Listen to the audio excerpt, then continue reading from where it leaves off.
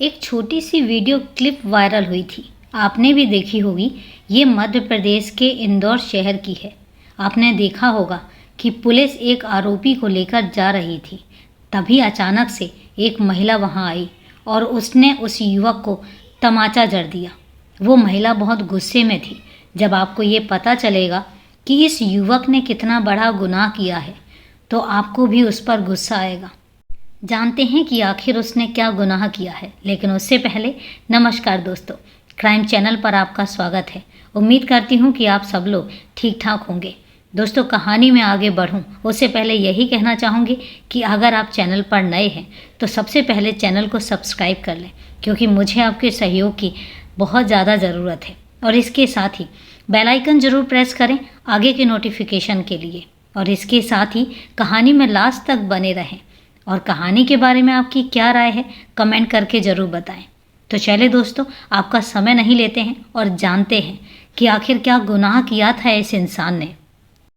जिस आरोपी युवक को पुलिस ने गिरफ्तार किया है उसका नाम है संजय उर्फ शुभम देवेंद्र दीक्षित। और जब इसने टीवी पर अपने ही कारनामे की खबर देखी तो खुद हैरान हो गया और बोला, मैंने बहुत बड़ा कांड कर दिया। संजय उर्फ शुभम दीक्षित ने जो बहुत बड़ा कांड किया है उसमें 7 लोगों की जान चली गई और करीब 1 दर्जन लोग घायल हो गए। यह घटना है इंदौर मध्य प्रदेश के विजयनगर इलाके में स्वर्णबाग कॉलोनी की। गुरुवार 5 मई को देर रात यहाँ एक 3 मंजिला इमारत में आग लग गई। थोड़ी ही देर में आग पूरी बिल्डिंग में फैल गई। बिल्डिंग के मुख्य दरवाजे से लेकर सीढ़ियों तक हर तरफ आग ही आग फैली हुई थी। आग की लपटों से घिरे लोग जान बचाने के लिए सीढ़ियों की तरफ भागे, लेकिन पार्किंग में जल रहे 2 पहिया और 4 पहिया वाहनों के कारण बाहर नहीं जा सके। जलती हुई बिल्डिंग में इधर से उधर भागते भागते 7 लोगों की जान चली गई। कुछ ने आग से झुलसकर दम तोड़ा तो कुछ की जान दम घुटने से चली गई। 2 युवक ने आग से बचने के लिए दूसरी मंजिला से छलांग लगा दी और कुछ ने बालकनी में जाकर जान बचाई। 7 लोग मारे गए और 9 लोग घायल हुए। फायर ब्रिगेड आई, लेकिन तब तक बहुत देर हो चुकी थी।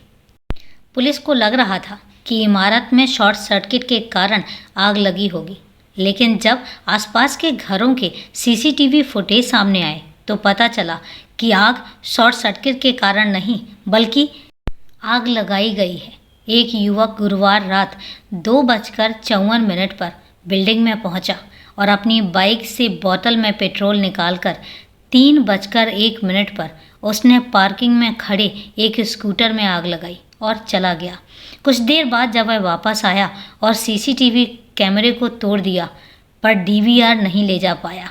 आरोप है कि पार्किंग में खड़े स्कूटर में 27 साल के शुभम दीक्षित ने ही आग लगाई थी। इसके बाद दूसरे वाहनों ने आग पकड़ ली और फिर पूरी इमारत तक आग फैलती चली गई। लेकिन सवाल ये था कि संजय उर्फ शुभम देवेंद्र दीक्षित ने आग लगाई क्यों थी। तो इसकी कहानी कुछ इस प्रकार है। 6 महीने पहले तक वह इसी इमारत में किराए पर रहता था। लॉकडाउन के समय में यहाँ उसकी दोस्ती इसी बिल्डिंग में रहने वाली एक लड़की से हो गई थी। वह पहले कपड़े के शोरूम में काम करती थी।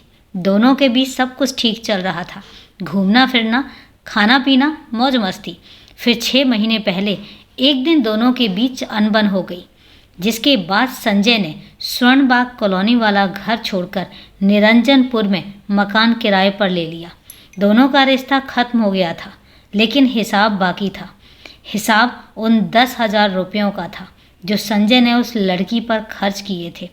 उसे ये पैसे वापस चाहिए थे और वो लगातार उस लड़की पर उन पैसों की मांग का दबाव डाल रहा था। इसी दौरान लड़की का रिश्ता चंदन नगर में रहने वाले दूसरे युवक से तय हो गया। पिछले 3 दिनों से संजय पैसों को लेकर लड़की से झगड़ा कर रहा था। शुक्रवार सुबह ही दोनों की कहासुनी हुई थी और संजय ने उस पर खर्च किए पैसे वापस मांगे। लड़की ने मना किया तो संजय ने पैसों के बदले उसकी गाड़ी मांगी। युवती ने इनकार कर दिया तो उसने बदला लेने के लिए धमकी दी और वहाँ से चला गया। इसके बाद रात को 3 बजे वापस आया। स्कूटर में आग लगाकर निरंजनपुर अपने मकान पर वापस चला गया। स्कूटर के साथ पार्किंग में खड़े 14 वाहन जलकर खाक हो गए। देखते ही देखते आग ने पूरी बिल्डिंग को अपनी चपेट में ले लिया और 2 महिलाओं समेत कुल 7 बेकसूर लोगों की जान चली गई। जब ये बात पता लगी तब युवती भी उसी इमारत में थी, लेकिन लोगों ने रस्सी की मदद से उसे सुरक्षित निकाल लिया। मैं उस लड़की से बहुत परेशान था। ये बात संजय ने एक अखबार में कही थी। सारे रिश्ते ख़त्म करना चाहता था, लेकिन वह मुझे छोड़ती ही नहीं थी। वह बार बार पैसे मांगती थी, कभी ये दिला दो तो कभी वो दिला दो। उसने मुझसे खूब खर्चा भी करवाया और बाद में पता लगा कि वह तो दूसरों से भी ऐसा करती है। उसने मेरे साथ बहुत गलत किया, मुझे धोखा दिया। मैं तो उसकी गाड़ी की सीट जलाने गया था, लेकिन वहाँ खड़ी गाड़ियों में आग लग गई।